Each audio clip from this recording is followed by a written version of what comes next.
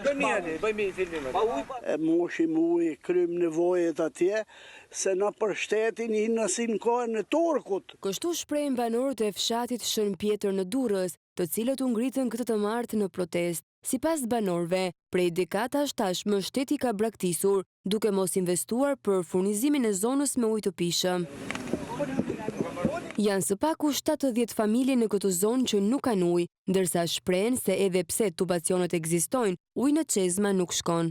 Momentin që ne kërkuam për ujë, na thonë që mlidhi 5-6 veta, 10 veta, bëmi kërkesë për ujë, edhe ta lidhin. Po, ku ishte ndryshimi? Gjithë shpenzimet do t'i bani nga xhepi. Flasim për ujtin, që sot e kësaj dite na vetëm kena shpu tokën. Fshatit Shën Pjetër, edhe fushë BIS të njësisë administrative ishëm, këtu kam në lagjet tona s'ka pas ndonjëherë ujë të pishëm. Ne kërkojmë nga shteti, nga njësia administrative, që besoj nuk e ka ngrit ndonjëherë si problem, kërkojmë të furnizohet me ujë të pishëm.